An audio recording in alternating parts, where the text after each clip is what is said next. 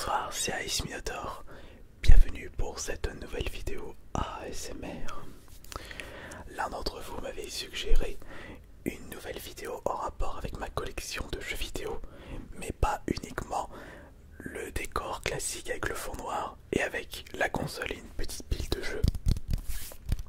Vraiment me mettre devant ma collection de jeux vidéo, le décor habituel pour le vendeur escroc indépendant, les roleplays du patron du magasin indépendant, des roleplays que vous appréciez tout particulièrement. N'oubliez pas que cette chaîne ASMR est votre chaîne ASMR.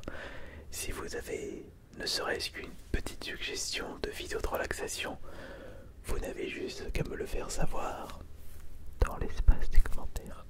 À me le faire savoir dans l'espace des commentaires. C'est tout.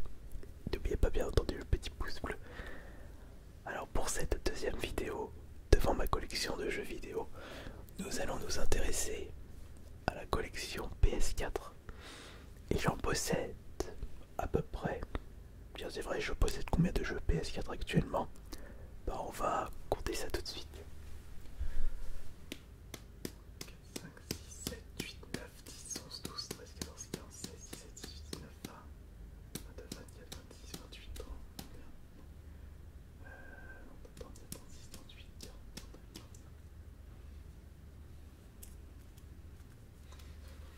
64, 66, 68. Je dirais il y a à peu près entre 150 et 200 jeux.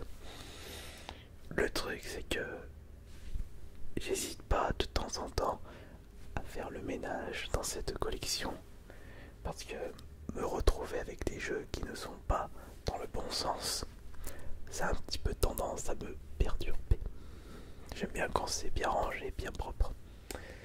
Mais à force de cumuler, bah, je me retrouve avec de moins en moins de place. Et en plus, lorsque je me débarrasse de jeux PS4, bah, y en a d'autres qui arrivent entre temps.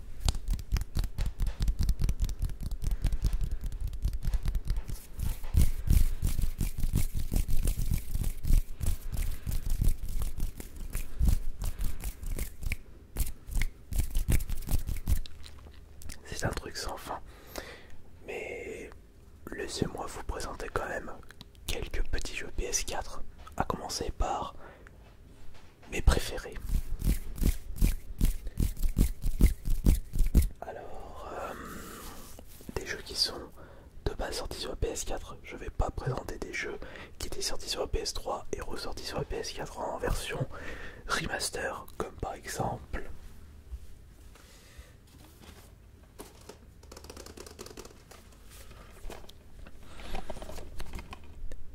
les BioShock.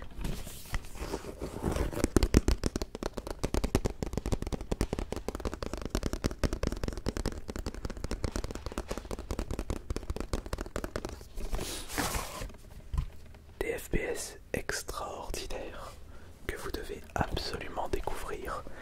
Il s'agit d'une trilogie regroupant BioShock 1, 2 et Infinite.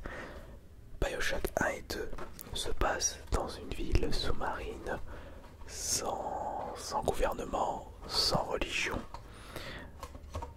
mais également sans loi. Et le problème c'est que quand il n'y a pas quelque chose pour maintenir l'ordre, bah, c'est la porte ouverte à tout. Et c'est ce qui s'est passé dans la ville sous-marine Rapture. Quant à Infinite, ça se passe dans les airs. Moins bien que le 1 et le 2, mais une histoire à vous couper le souffle. Mais en jeu sorti sur la génération précédente PS3 360 et ressorti sur la PS4 que je vous recommande de faire, c'est évidemment un Survival Horror.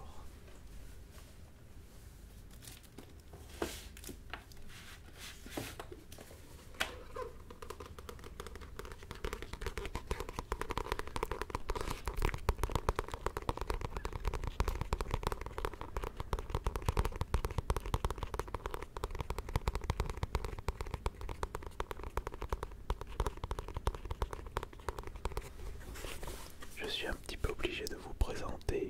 fois Evil Within, l'édition limitée, un jeu sorti sur la PS3 et 360 à la base, ressorti avec des meilleurs effets de lumière pour la PS4 et la Xbox One, et il s'agit de mon jeu PS3 3.6 préféré, un survival horror fait par l'un des papas de Resident Evil, Shinji Mikami, avec sa nouvelle boîte de développement Tango Gameworks, et il y a énormément de références et de bases de gameplay du survival horror à l'ancienne. Un jeu magnifique, une histoire à vous couper le souffle.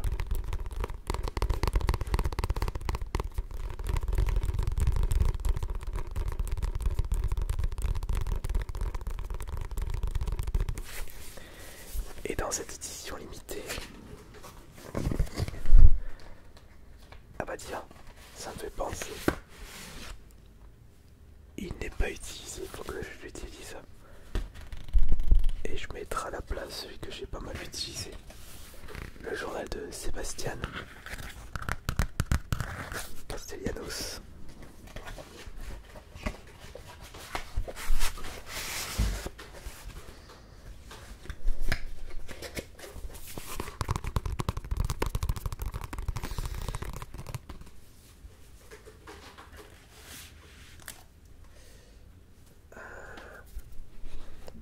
Mais si je devais choisir mon jeu préféré de cette génération, je sais lequel.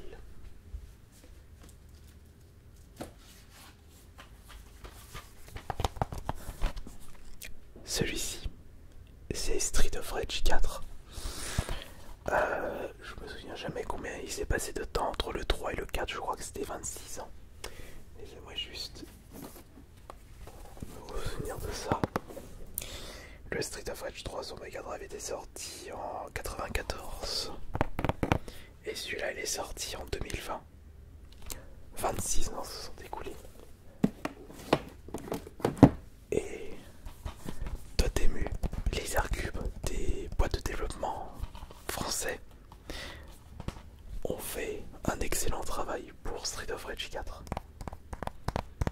Ici, il s'agit de l'édition Limited Run.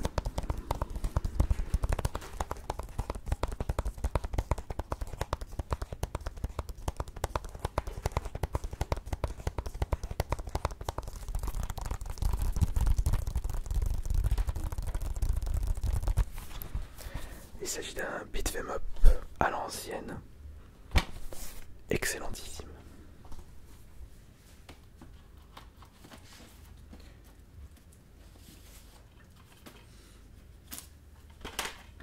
Si on reste un petit peu dans la nostalgie avec des jeux remis au goût du jour, je peux vous conseiller la trilogie de Crash Bandicoot, Insane Trilogy. Ça m'a vraiment fait plaisir de jouer à l'un de mes jeux PS1 préférés, c'est le Crash Bandicoot 3. Et j'ai pu découvrir de fond en comble le premier Crash Bandicoot, puisque sur la PS1 j'avais joué surtout au 2 et au 3 que j'avais terminé à l'époque, et le 1 bah je l'avais pas fait puisque j'ai pas été charmé par celui-ci à l'époque. Et c'est vrai que en termes de difficulté il n'y a pas photo entre le 3 et le 2 et le 2 et le 1. Alors entre le 1 et le 3 c'est un énorme fossé. Ça m'a pas empêché de débloquer les platines, tellement j'ai apprécié faire l'expérience. Après vous savez, je suis quelqu'un qui est très fan des survival horror, et c'est normal que l'un de mes autres jeux PS4 préférés, c'est Resident Evil 2. On garde la base et on l'améliore.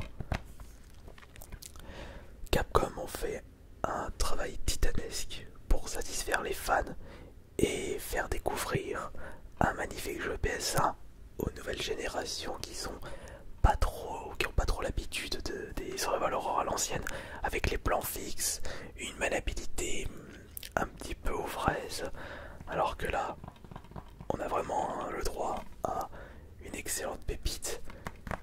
Mais pour les grands nostalgiques comme moi, je vous conseille de jouer à ce jeu avec la bande son Célestin, la meilleure de la série Resident Evil. Il y a aussi d'autres jeux auxquels j'ai pu débloquer le trophée platine. Pour ceux qui ne savent pas, le système de trophée vous permet de terminer de fond en comble vos jeux PlayStation. Donc ça s'est arrivé à débarquer à partir de la PS3, PS4, PS5. Et lorsque vous appréciez à fond un jeu, vous n'hésitez pas à tenter de débloquer les trophées platine. Lorsque vous débloquez tous les trophées d'un jeu, vous débloquez automatiquement le trophée platine. Et d'ailleurs,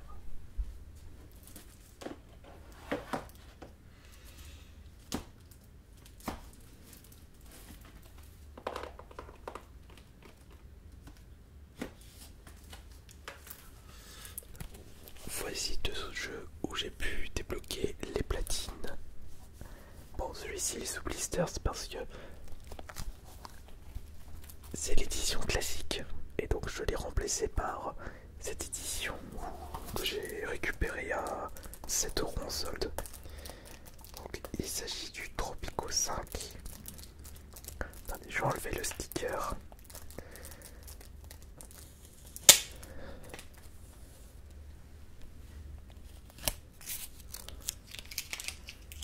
Il s'agit de Tropico 5, complète édition. Tropico 5 est un jeu de gestion où vous devenez le dictateur, El Presidente.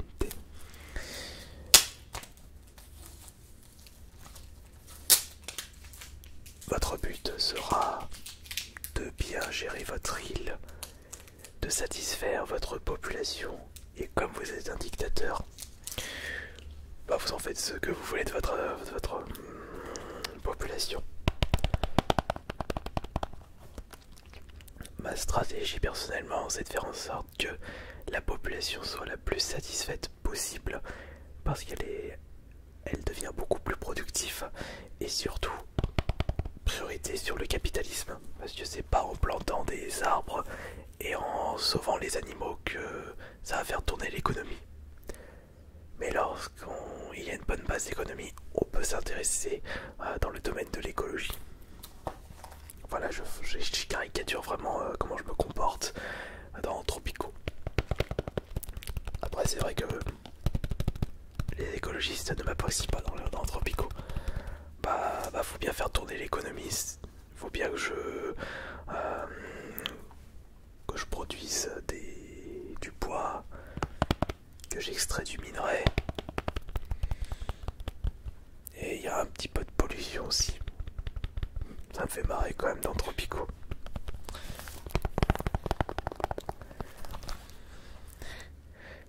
Les écologistes se plaignent de la pollution des centrales nucléaires, centrales à charbon. Mais après ils se plaignent de ne pas avoir accès à des infrastructures qui nécessitent de l'électricité.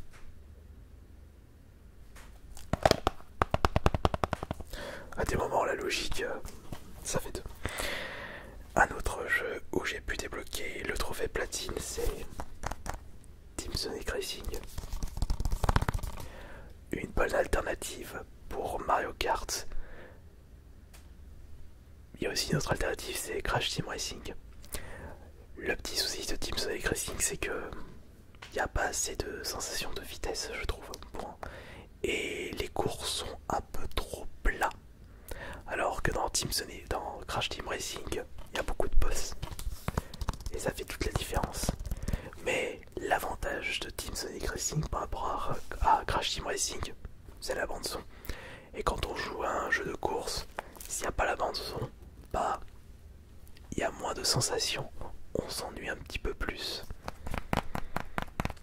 De toute façon, ça a toujours été l'un des points forts des jeux Sonic, la bande son.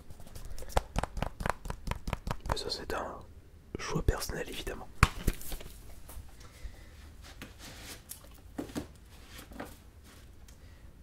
Maintenant, j'aimerais vous présenter des jeux que je n'ai toujours pas fait et que j'aimerais bien faire lorsque le temps sera à ma disposition. Parce que dans la collection PS4, il y a énormément de jeux encore sous blister et qui attend d'être installé sur ma PS5. Peut-être commencer par... voyons voir. Ah oui, celui-ci pour commencer. Alors, voilà. Alors, il y a celui-ci que j'aimerais bien faire. C'est évidemment Attack on Titan 2. J'ai pu faire le 1 en live Twitch. J'ai vraiment apprécié l'expérience, l'histoire, franchement. Au rendez-vous, j'avais découvert Attack on Titan avec la version PS4 du premier. Et pourquoi pas faire prochainement le deuxième.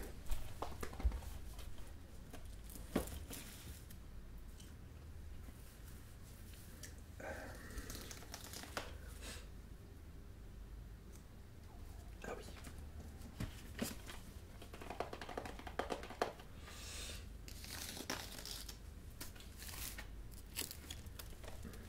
Mon frère jumeau m'a dit beaucoup de bien de ce jeu indé. Il faudrait que je teste Céleste. Mais après, quand on a autant de jeux, bah, c'est un peu compliqué de faire des choix. Le temps de chercher un jeu à faire, bah, on perd un quart d'heure et on se met à écouter de la musique ou à regarder des vidéos sur YouTube. Mais je suis sûr qu'ils doivent bien avoir un jeu que j'aimerais bien faire.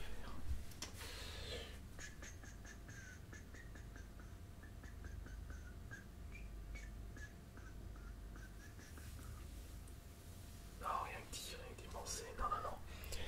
Il n'y a pas d'autres jeux là pour l'instant qui me potent.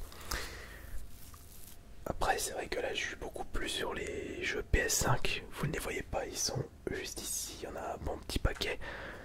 Et rien que de regarder, bah, je vois Hades, je vois Returnal, je vois Demon's Soul. Oui, il y a Bloodborne que je n'ai toujours pas terminé sur la PS4. À chaque fois, je le démarre et à chaque fois, je passe à autre chose. Ça, c'est bien moi. Mais je souhaite quand même vous montrer un jeu que peut-être vous ne connaissez pas son existence en boîte, puisqu'il était sorti en boîte avant le mode Battle Royale. Oui, évidemment, je parle de Fortnite, puisque pour ceux qui ne le savent pas de base, il s'agit d'un Tower Defense avec le mode Sauver le monde. Et c'est après qu'Epic Games ont décidé d'intégrer un mode Battle Royale. Et on peut dire que ça a été un véritable coup de poker. Et le mode Sauver le monde a été mis aux oubliettes. Mais sachant que le mode Sauver le monde était une version payante, les Micromania vendaient la version boîte avec justement un CD et un code pour pouvoir jouer au mode Battle Royale. Aujourd'hui, il n'y a aucun intérêt d'avoir le jeu en boîte, mais c'est juste pour le côté collection. Mais laissez-moi aussi vous montrer un autre jeu PS4 pour continuer.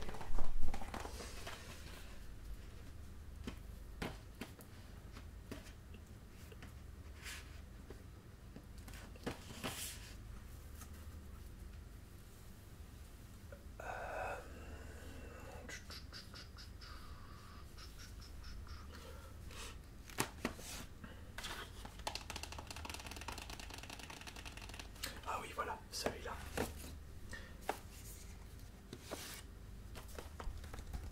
On n'en parle pas assez de celui-ci, mais ça a été un véritable coup de cœur pour moi lorsque je l'avais découvert sur la Nintendo Switch à la base. C'est Wargroove. Il s'agit d'un jeu qui se rapproche, enfin qui s'est fortement inspiré d'Advance Wars, de Nintendo Wars, donc une série qui avait débuté sur la NES.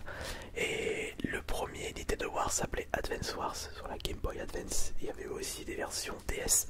Et on n'a plus vu la couleur de cette série depuis Mathusalem, sauf que d'ici les prochaines semaines, et il y aura le remaster qui va débarquer sur la Switch. Mais en attendant, je vous conseille Wargroove. C'est pas ambiance guerre avec des tanks, des militaires et des avions. Là, c'est plus ambiance Heroic Fantasy. Et là aussi, rien que d'en parler, bah, j'ai envie de me faire une petite partie. Bon, allez, je vous remercie beaucoup d'avoir été présente pour cette nouvelle vidéo ASMR, en espérant que cela vous aura bien relaxé, bien relaxé. Bah, on se retrouve demain pour la prochaine vidéo ASMR. Ce sera un petit roleplay. C'était AS Minotaur. Bonne nuit à tous.